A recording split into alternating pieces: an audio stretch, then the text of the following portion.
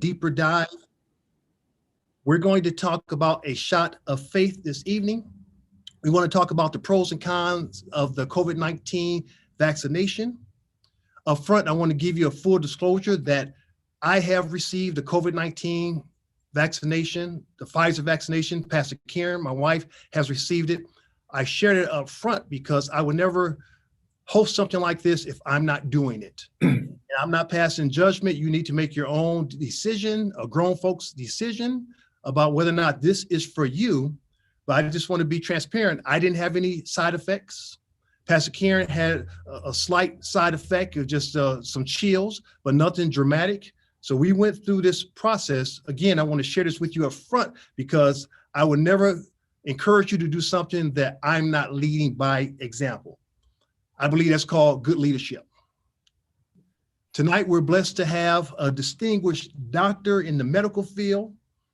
Dr. David Carlisle is the president and CEO of the historic Charles R. Drew University of Medicine and Science.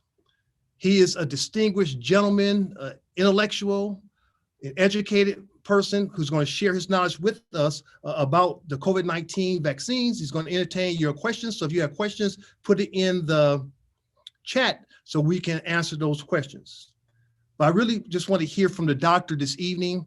We know within the African-American community, there is some hesitancy about getting the COVID-19 vaccine. There's a bunch of rumors and innuendos that will cause you to do A, B, and C. But I'm a firm believer that science is good. But again, that's just my personal position, my personal belief. But you are an expert in this field. You know what goes on behind the scenes. So again, welcome this evening. So kind of share with us your background and how you got into this position that you're in and the knowledge that you want to share with us as it pertains to the COVID-19 vaccines.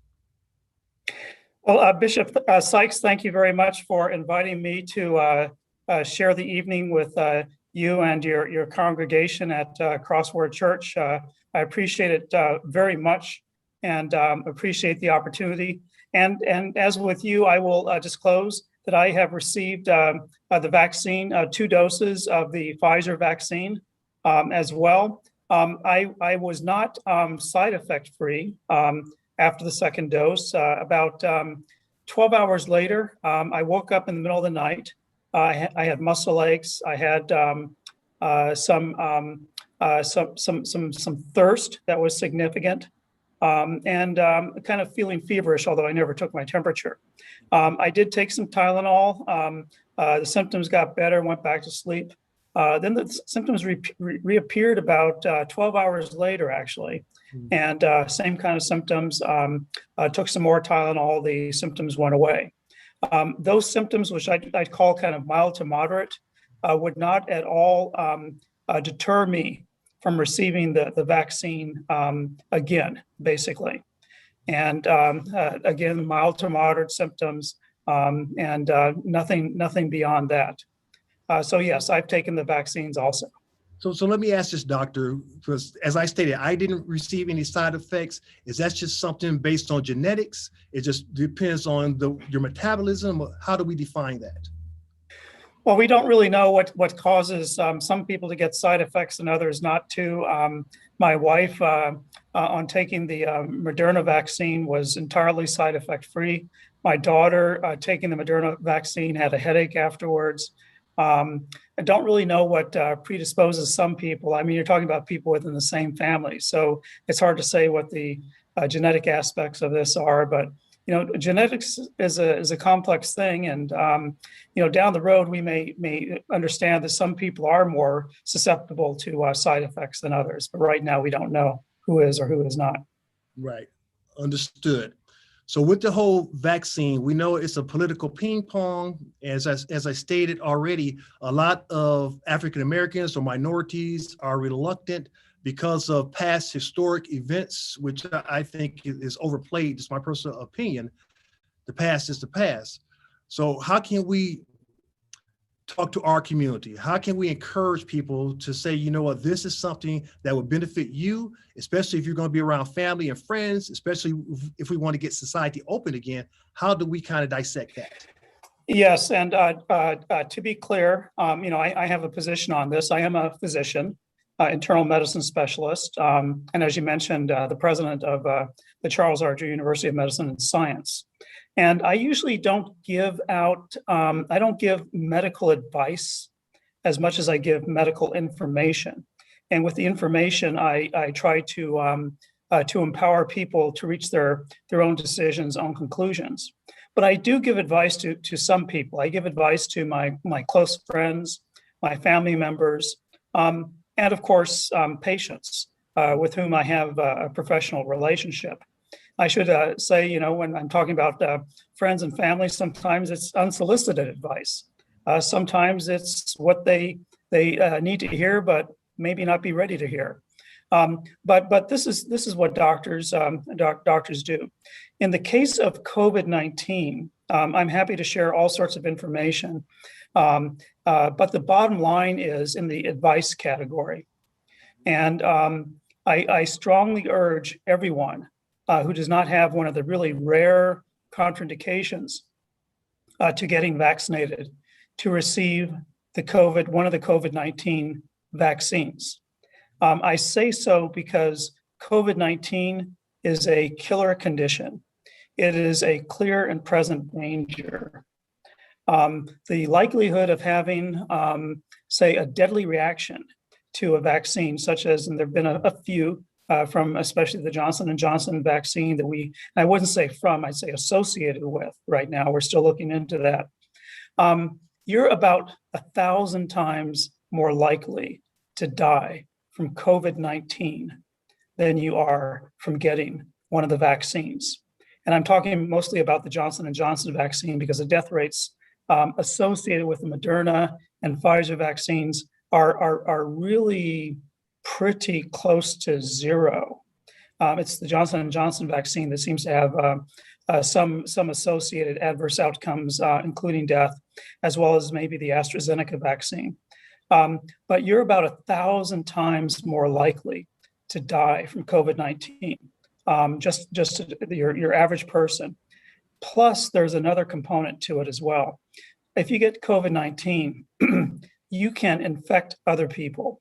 You can infect people you live with. You can infect your loved ones. You can infect strangers on the street. And each of those individuals has a risk of getting COVID-19 and dying from it. And of course, COVID-19 comes with other long-term sequelae. It's not just death, but we talk about these long haulers, people who are wondering, am I ever going to be able to taste a steak again? Am I ever going to be able to smell a rose again? Am I ever going to be able to play the piano again? Those are individuals who have not perished from COVID-19. They're just experiencing the long hauler, long-term side effects. So in my mind, as a physician, yes, I strongly advise individuals, like I would any patient of mine, without a specific and very rare contraindication, to definitely receive the COVID-19 vaccine. Your life is on the line, and life is too precious to give up. Absolutely. Your life is on the line, and those you love, as you already stated, you may infect them. So you and I are on the same page, but it still is a tough bridge to cross because of the societal issues, because of politics, because of the different news networks. So what do we do as African Americans to really break that cycle? How can we kind of either have some community events or just have more literature or more information out there to make people more comfortable? Because we do want to make sure that we are protected, but we also want to make sure our people are getting put back to work. Because Unfortunately, we are the essential workers, and our community is suffering because people are afraid to go back to that factory or go back to that service job that they have. So what can we do as leaders in our community to encourage people to trust science and get vaccinated? Yes, so I definitely recognize the concern within our community about vaccination. I understand it. I support the concern. I support people asking the question, should I do this? In fact, I generally tell people when I'm talking to them about medical care, The first time a doctor or someone else comes to you and says, you should definitely do this. My response is, take a time out, say no the first time and get a second opinion. That's good. And get a trusted second opinion. And I'm here tonight to provide hopefully a trusted second opinion, because we've all gotten that first opinion. We've heard about it. People are saying, get the vaccine.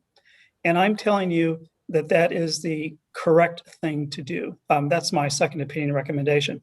But I also recognize that African Americans have experienced what I'd call adverse consequences from the healthcare system. Right. And this greatly diminishes our trust in the system.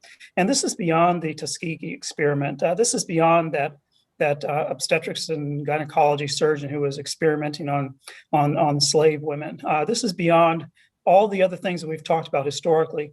This is going on today. And you have to ask a question: how can you trust a system where you are discriminated against?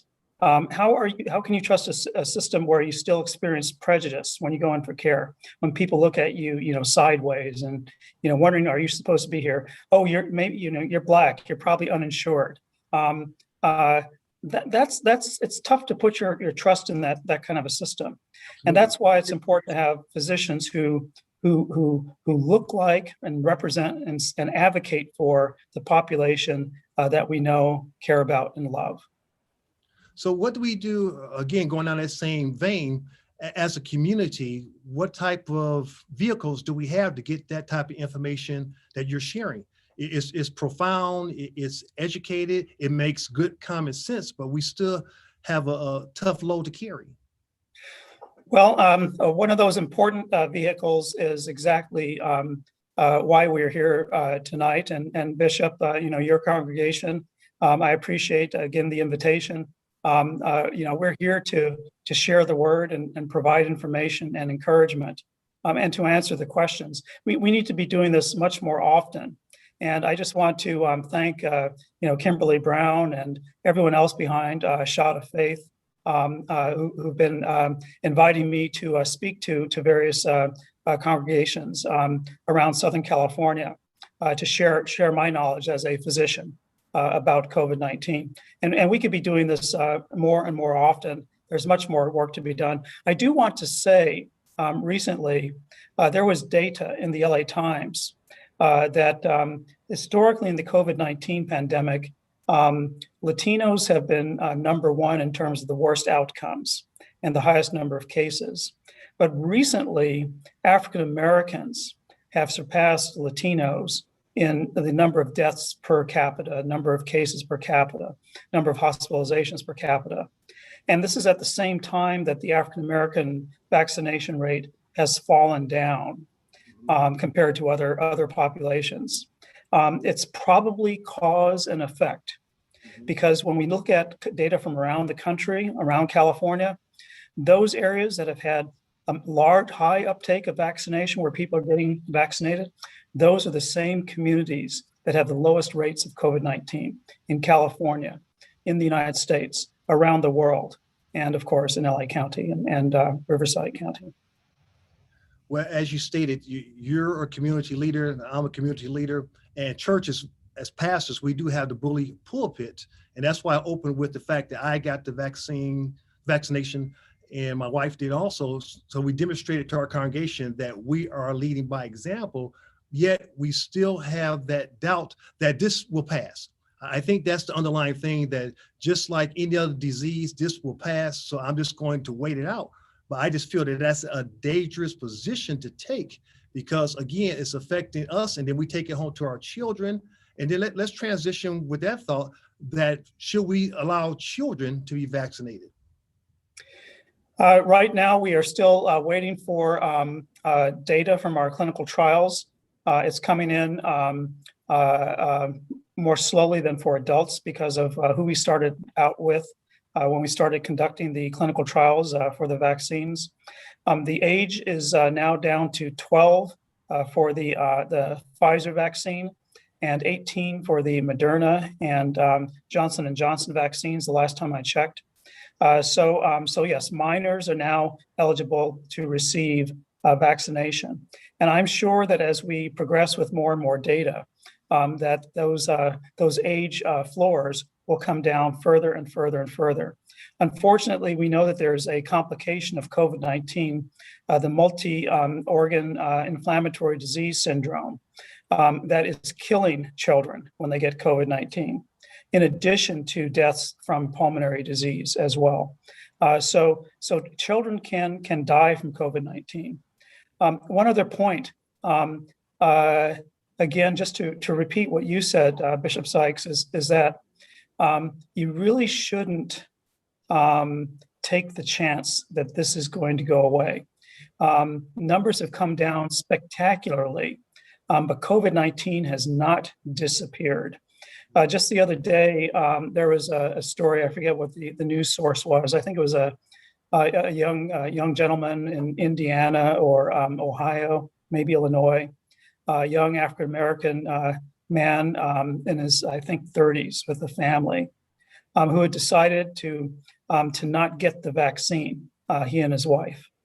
And unfortunately, he acquired COVID-19 at the age of 30-something and unfortunately passed away from it. It's still doing that. People are still getting it. People are still dying from it. It's still out there. And that risk is there.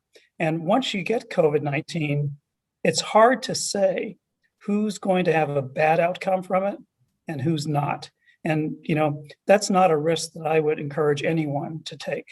I agree. So if you can share with us, of course, we read about it, but some of the long-term effects when you get COVID-19 that are possible. Of course, everyone's not affected the same way, but not to make people afraid and not to scare them into getting the vaccine, but just giving them the knowledge that this is the potential risk that you're taking. Yes, the most common long-term effect is loss of taste and smell. And these are sensations that many of us take for granted. But when you lose them, you realize how much they contribute to the quality of our lives. And again, to not be able to taste a steak again, to not be able to smell flowers again, maybe forever, we just don't know. That's a pretty heavy burden to bear. There are other side effects. People have motor and coordination issues. So people may not be able to play an instrument again. People may not be able to write on a computer, type on a computer. People sometimes have mobility issues, so they may not be able to ride a bicycle again, and balance issues. These are all consequences. There's also cardiac disease that's associated with COVID-19, where your heart may not be as strong as it once was, and to live the rest of your life not being able to maybe jog around the block. Or chase your grandkids. That's a significant burden to bear. And so even people who recover from COVID-19, technically, who are not, who don't perish from the condition, many of them have these long-term side effects. And the term for them is long haulers, like the truckers. And we just don't know. We don't have enough information about COVID-19 because it was a disease that didn't exist a year and a half ago to know how long these individuals are going to have to suffer. Would you say it's more connected to people who have pre-existing conditions and that's why they become more affected? Actually, the likelihood of death is associated with certain pre-existing conditions, especially high blood pressure, diabetes, and lung disease. But the incidence of the long-term complications is not well understood enough to say that it's associated with these pre-existing conditions. Understood. Now, we do have people that are asking questions in the chat room and things of that nature. So if I can throw a couple of questions out there as they come in, and then you and I can go back and forth. One question that's come in, I've heard this before. So will the vaccine change my DNA? I know the answer to it, but this is a common thing. Yes, thank you for asking that question because it does get us a bit into the scientific realm here. These vaccines are breakthrough vaccines. They're based on technology that didn't exist 20 years ago, 10 years ago. As a result, they're different from some of the other vaccines that we've used historically, which actually have probably worse side effect profiles. These vaccines do not alter your DNA. Repeat, these vaccines do not alter your DNA. What they do is they insert a molecule into your body that is related to DNA, that DNA uses to do its thing. And by inserting that molecule, the vaccines encourage the body to naturally produce the antibodies against COVID-19. Has nothing to do with DNA. It's basically kind of shortcutting the DNA process to produce the antibodies that your body produces anyway in conjunction with a COVID-19 infection, just a lot more of them and a lot faster. Great explanation. I like that. Now, as far as the whole debate about continuing to wear a mask if you're vaccinated, our grandchildren, we have our daughter and our son-in-law and two of our grandchildren who live in Las Vegas. And we went to see them in Las Vegas. They have a policy. If you've been vaccinated, you don't have to wear a mask, but they're not asking who's been vaccinated and who hasn't been vaccinated, which makes it very confusing. So what's your take on that? Right now, our LA County Department of Public Health policy is to keep wearing a mask in public. That said, we do know that the state of California is reconsidering its public health policies, and I think we've all heard that on June 15th we'll have probably a resetting of some of those policies. Right now on our university campus, where most people are vaccinated, just about everybody that I know, we're still requiring the use of a mask on campus, and especially when you're indoors, where you don't have a lot of good ventilation. But again, that's where we are right now. We could easily get to the point where we might say, yes, no longer, if you're vaccinated, no longer do you need to wear a mask. And we do know, again, that the vaccines tremendously decrease the risk of acquiring COVID-19. I will say, early on, there was speculation, there was hypotheses that people who've been vaccinated could still harbor the virus in their noses, in their throats. And there's been research that shows that the vaccines are generating antibodies in the nasal area and the throat area that attack the virus in those areas, decreasing the likelihood that a vaccinated individual could sneeze, and even though they don't have symptoms from the virus, spread the virus. And of course, the mask would prevent that or decrease it. But right now, that's looking like it's less of an issue than we were concerned about before. Excellent. Well, let's pause and take another question and see what people are asking. So there are mixed reviews regarding vaccinated individuals' ability to spread COVID-19. Well, that's what we just answered, I believe. Though they can get it, you just answered that question. If we get the next question put up, that'd be great.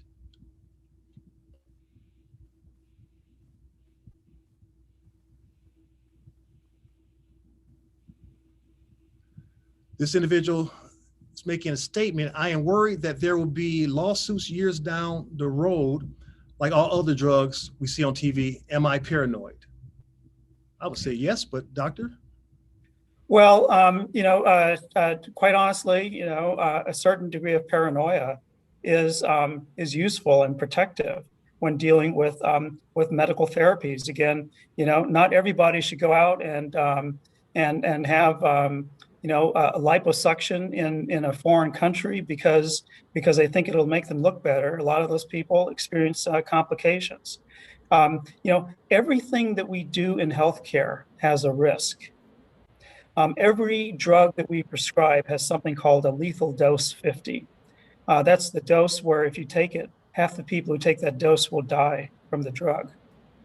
That's true of everything in medicine, but still people are having plastic surgery. People are having cardiac surgery that has a 2% mortality rate. these are risks that people are accepting, taking either necessary or elective surgeries. Vaccines are no different. Yes, we don't really know what the long-term impact of the vaccines will ultimately turn out to be, because we haven't been with these vaccines for 20 and 25 and 30 years. But all the data today are such that every health professional that I know, every physician I know, every nurse I know, and cognizant of that uncertainty long term, is taking the vaccine, because the immediate danger from COVID-19 totally trumps any hypothetical long-term risk, especially when that risk is not, there's nothing associated with these vaccines right now that would make us worry about them. I mean, I'm being frank. There's nothing about the vaccines from a scientific basis that gives me pause in terms of long-term side effects. But I can't see the future. I can't see down the road, and I can't say that risk is zero. But compared to the risk of COVID-19, that risk is essentially zero. Well said. So as far as the data, we always hear about the data. So this is, of course, cross-referencing in different institutions. How do they come to a consensus saying, okay, this is what we found, this is what you found, let's make a public statement that this is what we can agree on? This is kind of the realm of just modern medical science. You've got these multi-center, multiple medical institutions all around the country, all around the world, quite frankly, who are participating in these clinical trials that have proven the safety and efficacy of the vaccines. One of those clinical trials, by the way, was halted for a while, not for safety issues. Another one was halted for safety issues, but because there were not enough participants of color in the clinical trial. That probably would not have happened 10 years ago. That probably wouldn't have happened 20 years ago. And we know during the Tuskegee era, that certainly wouldn't have happened. But today, because we're taking a different approach to who participates in clinical trials and the importance of diversity, that trial was halted until the sponsors went out and were able to recruit more volunteers from communities of color. We know that one of the scientists in Dr. Fauci's lab, Kizzmekia Clark, is an African-American researcher. You look back during the era of Tuskegee and African-American researchers, well, there weren't a lot of them, quite frankly. And this is a different world, and the world is aware of some of the historic shortcomings that have existed. Well said again. We want people to be ethical. That's what we're looking for. People to be upfront, honest, and ethical. Let's entertain another question, Doctor, here. How long does protection from COVID-19 vaccine last? And what point will we know if a booster shot is needed? Great question. So I'll say something a little bit provocative. And there are lots of questions that when you ask a doctor, sometimes that doctor has to say, I don't know. And if your doctor doesn't say, I don't know, once or twice to you, I would ask them, well, how do you know? And so the answer to that question is, we don't know right now. I don't know right now. Actually, what we're learning is that the immunity provided by the vaccines is lasting a lot longer than we thought that it would, based on real world tests on antibody levels.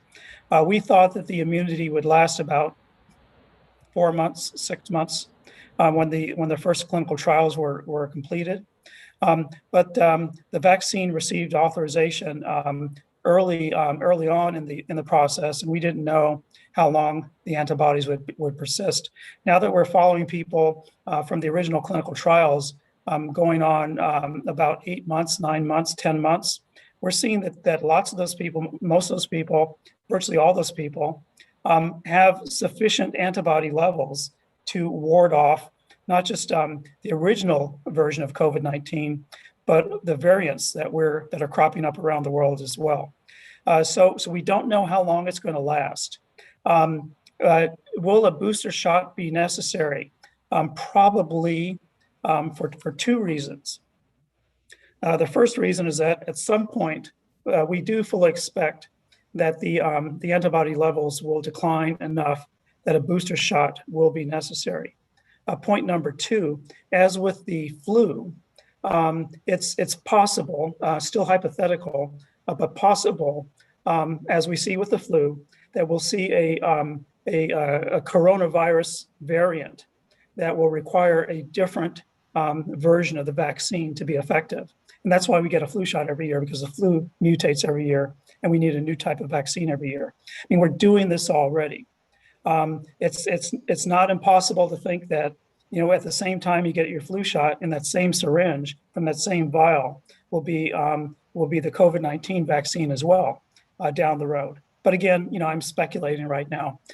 So my speculation is, yes, we'll probably need a booster shot at some point. We just don't know when.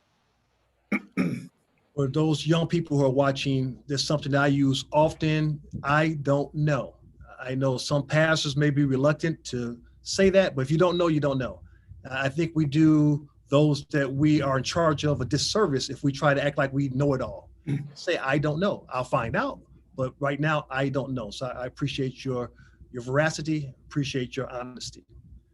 Now, you did mention the variants, mutant variants. People are asking about that. How do we even deal with something like that? Well, we deal with it the way we've dealt with influenza, and we've dealt with influenza successfully. One of the things about viruses, and this is true of bacteria also, they mutate. They change over time. They replicate rapidly enough that they can change significantly over a short period of time. This is just the reality of the science in dealing with viruses. Now, some viruses require only a single dose of a vaccine to be effective. The polio vaccine, smallpox vaccines.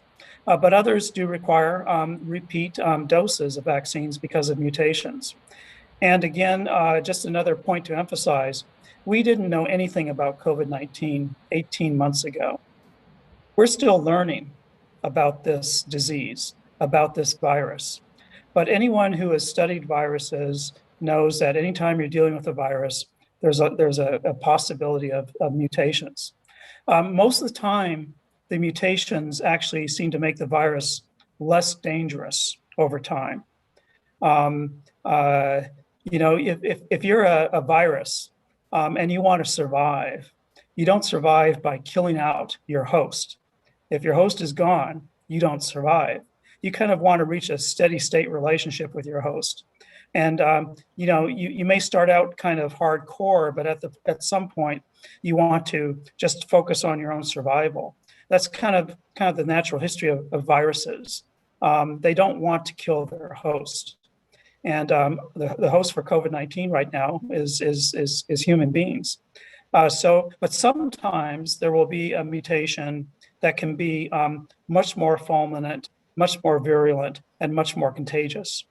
The part of the reason we advocate vaccination is the more virus that's out there circulating and mutating, the greater the possibility that one of those mutations could be a very, very dangerous mutation. You reduce the amount of virus that's out there by 1,000-fold, 10,000-fold through vaccination, the likelihood of that happening goes down by a factor of 10,000 or 100,000 or something. And that's why we want to also immunize people to reduce the likelihood that we'll have a devastating mutation occur with the COVID-19 virus. Wow. But your statement is the virus is saying that I don't want to kill my host, that we're family now. I just want to get you infected just a little bit so I can survive also. I never looked at it from that standpoint before.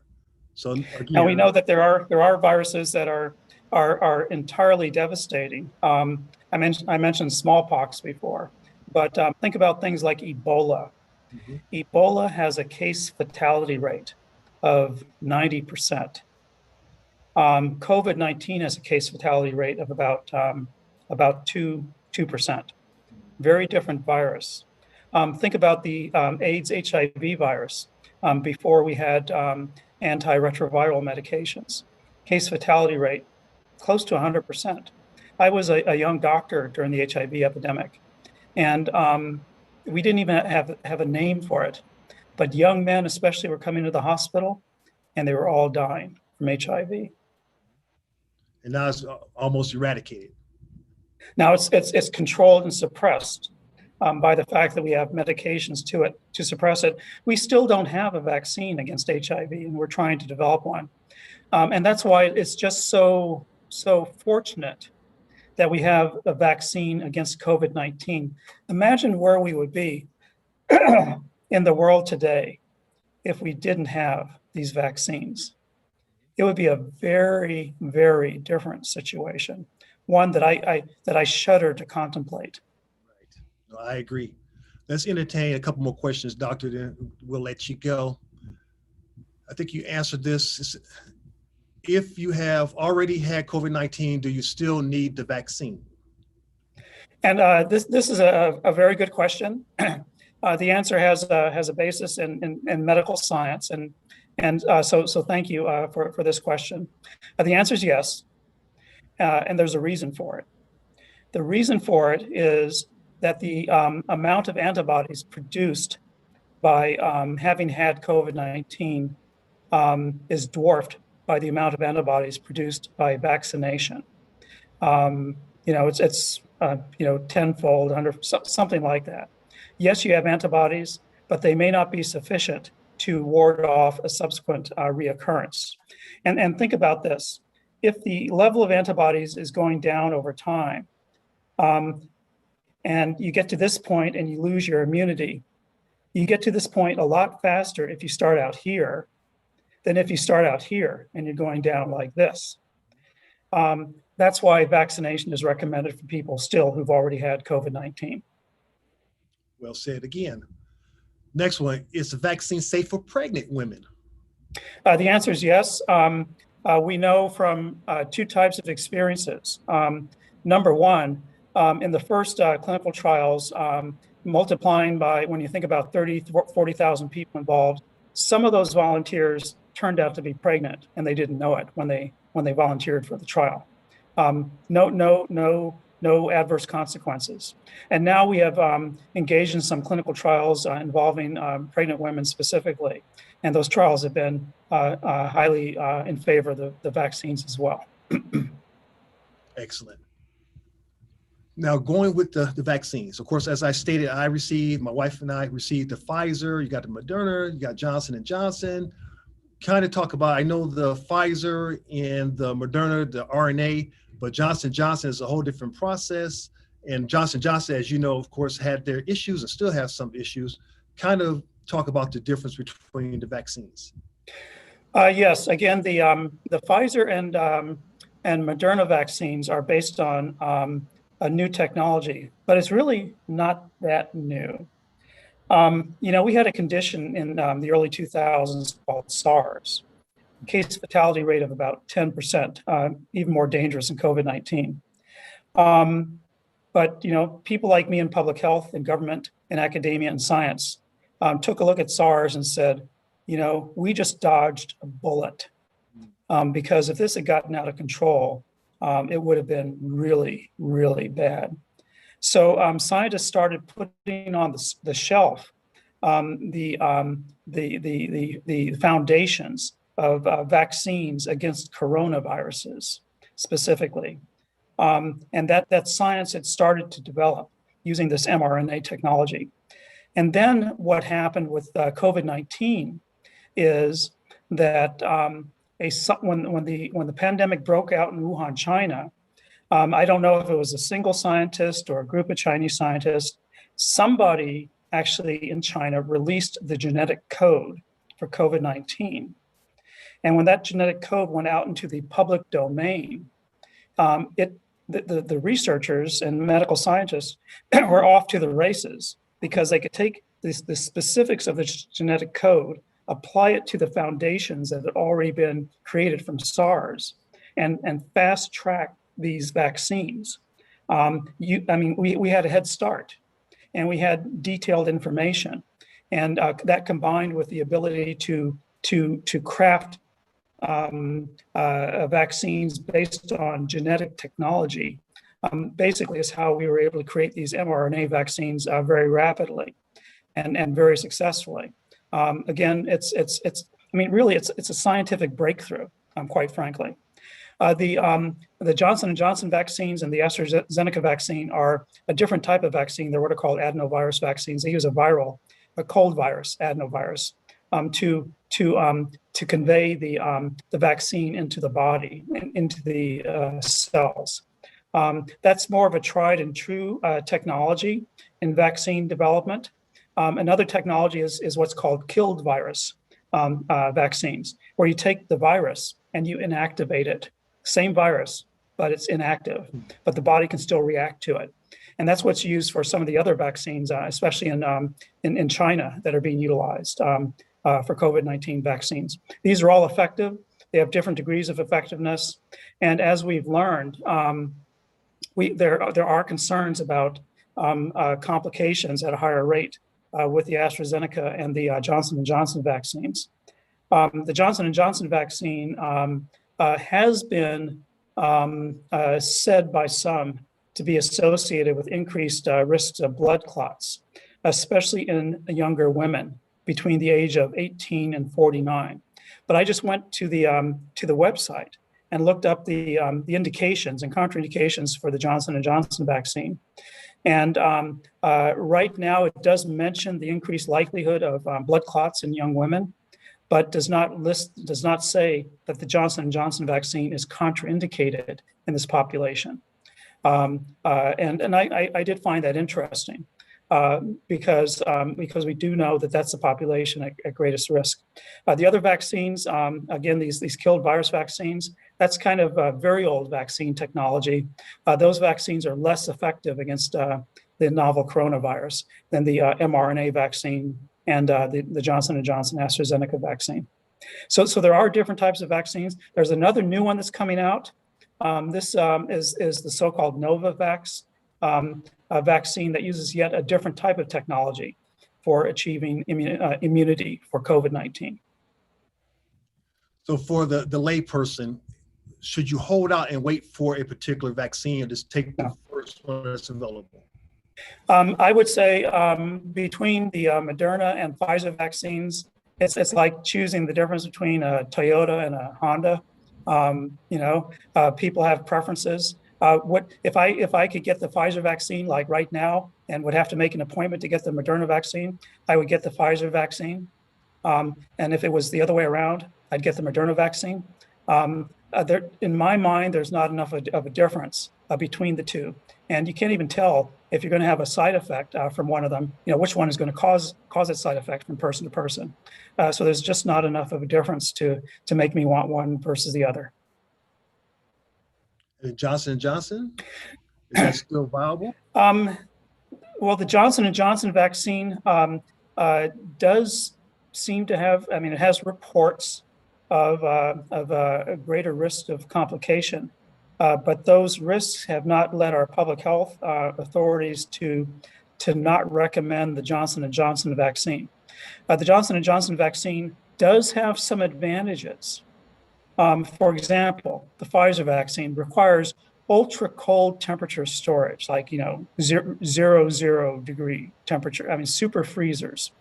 And, can you trust everyone to maintain those conditions all the time? We'd like to think that that's the case, but somebody could slip up. There was that pharmacy tech in this hospital in the Midwest who's facing prison time because he was an anti-vaxxer.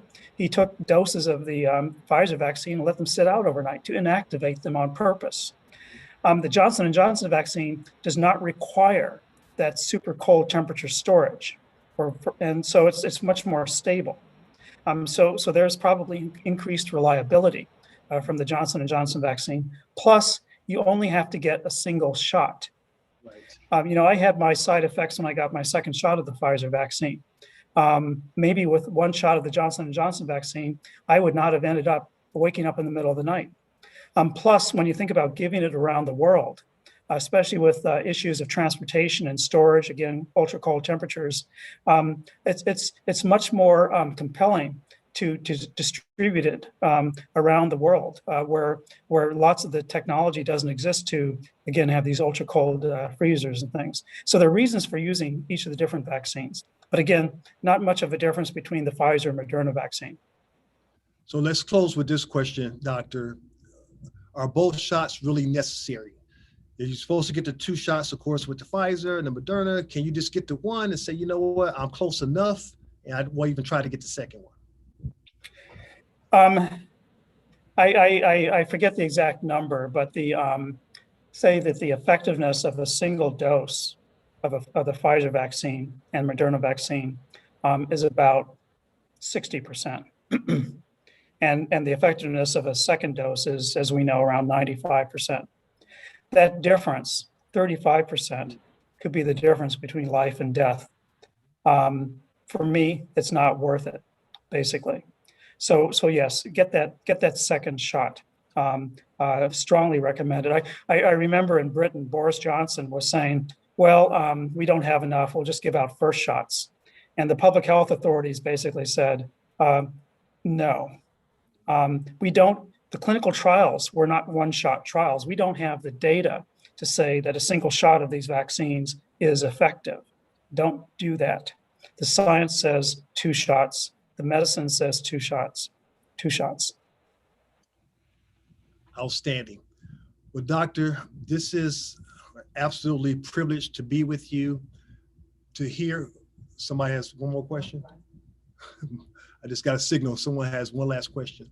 But as I was stating, just you being here, you're a very busy person. You have a whole lot going on in your own life and just with your profession. So I just thank you right now for being here this evening. And I just want to say, thank you for having me here. It's a pleasure speaking to your congregation at Crossword Church. Bishop is a highlight for me. If I were to do it 3 times a night, 7 days a week, I'd be happy. As a doctor, I always consider myself to be kind of on 24/7 call anyway. And it's just, it's again, a privilege to be with your congregation and share my knowledge and background with them. It's a privilege to have you. This question here, where can I get the vaccine? I think we kind of all know that one, your local community, churches, but you want to pipe in on that one? Yes, pharmacies are now starting to dispense the vaccine as well. This is a challenge, especially for our community, because we have difficulty finding access to healthcare. And so I would I'd look online, listen to the news, listen to the radio about where the vaccines are being distributed. We need to get the vaccines more into the African American community, provided more to the African American community and the Latinx community as well. And this has been one of the shortcomings of our campaigns so far. But for individuals who might be homebound, for example, living in long-term care facilities, we haven't done enough there. But I would go to a pharmacy and ask, are you administering COVID-19 vaccines, for example? Excellent. Now, I know I said the last one, but just from a personal standpoint, we are still testing here at Crossword. Is that still necessary? Yes, we're still doing testing at CDU, at our university campus. We just had a positive test the other day. That kind of reinforces that that it's still necessary. People are still, again, acquiring the virus, but we are transitioning where the emphasis is really being placed more on vaccination than testing. But testing is still being done. It's still important as kind of a surveillance so we can know how much virus is still out there. We know that the percent of tests that are coming back positive in California right now is at an all-time low, 0.7%. In many places, it was up to 25%, especially in places around the world, 0.7% right now in the state of California. That is phenomenal. and that is because of vaccination. Excellent. Well, Dr. Carlisle, President, I'm gonna read it here. President and CEO of the historic Charles R. Drew University of Medicine and Science. You are a pillar in the community, your intellect, your knowledge. I thank you for sharing it with our audience. And if you ever need a voice, you ever need a vehicle to get more information out there, Crossword is available, as I'm sure other churches will be available also. So just thank you for not just being an intellectual, but for being a part of the community. And Bishop Sykes, right back at you. You're a pillar in our community. Your institution is as well. And if you ever want me to appear before the congregation with the congregation again, I'm always happy to do so. So thank you. That one I'll hold you to. Thank you, Doctor. All right. Have a great evening. You too. Thank you. Bye-bye. Bye-bye.